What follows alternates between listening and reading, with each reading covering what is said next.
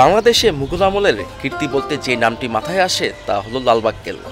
আর লালবাগ কেল্লার গুরুত্বপূর্ণ স্থাপনাগুলোর কথা বলতে গেলেই সবার আগেই চলে আসে পরী বিবির সমাধির কথা। এই সমাধিতে শায়েস্তা খানের মেয়ে এবং আজম শাহের স্ত্রী ইরান দুহুত রহমত বানু শুয়ে আছেন। হয়তো আসলেই এই সমাধি শায়েস্তা খানের মেয়ে ইরান দুহুত ওরফে পরী বিবির, কিংবা হয়তো এই পরী বিবি ইতিহাসের পাতায় ঠাঁই না পাওয়া কোনো এক আত্মত্যাগ নারীর।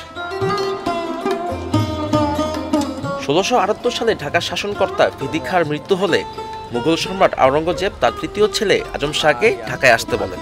আজম শাহ ঢাকায় আসার পরপরই তিনি একটি অত্যন্ত সুরক্ষিত দুর্গ নির্মাণের পদক্ষেপ নেন। এই দুর্গই আজকের লালবাগ কেল্লা। ইতিহাস বলে পরী বিবি ছিলেন আজম শাহের স্ত্রী। যৌক্তিকতার বিচারে যার শক্ত কোনো অবস্থান নেই, কারণ শায়েস্তা খান তো ছিলেন আওরঙ্গজেবের মামা। সেই হিসাবে ইরান দুহুত সম্পর্কে আওরঙ্গজেবের মামাতো বোন এবং আজম শাহের ফুফু। ঋতু বৈচিত্র্যের এই দেশে আমাদের প্রিয় ধ্রুপদী দ্রৌপদী বর্ষা, হেমন্তের কোমল পরশ, শরতের স্নিগ্ধ হাসি, সত্যি প্রকৃতির অপরূপ সৌন্দর্য বিরল এই ভূমি।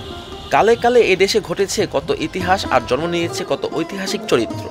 তেমনি একটি কালজয়ী চরিত্রের নাম পরী বিবি। মাঝপথে হঠাৎই কেল্লার কাজ রয়ে যায় অসম্পূর্ণ। বাকি কাজ সম্পন্ন করার দায়িত্ব ন্যস্ত হয় শায়েস্তা খাঁর ওপর। কিন্তু কাজ সম্পন্ন হতে আবারও এক দুঃসংবাদ পেলেন শায়েস্তা খান। নিজের মেয়ে ইরান দুহুত রহমত বানু ওরফে পরী বিবির মৃত্যুর সংবাদ। তখন ১৬৮৪ সাল। শায়েস্তা খানের মেয়ের মৃত্যুর সাথে সাথে বন্ধ হয়ে যায় লালবাগ দুর্গের কাজ। সবার সামনে এক বদ্ধমূল ধারণার জন্ম নেয় লালবাগ একটি অসভ্য জায়গা।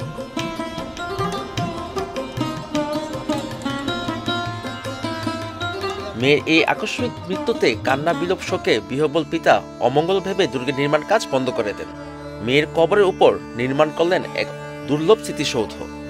পৃথিবীর বিভিন্ন দেশের দুর্লভ পাথর এনে মাজারের অভ্যন্তরে ভাগ অলঙ্কৃত করা হয়েছে।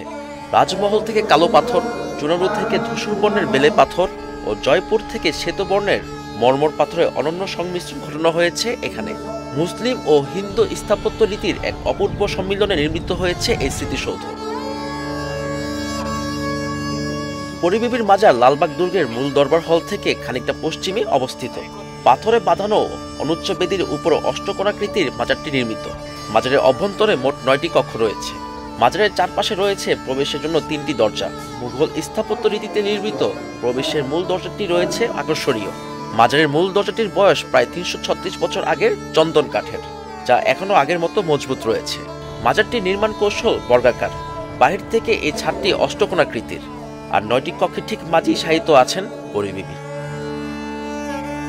সৈয়দ অদিত, চ্যানেল আই, ঢাকা।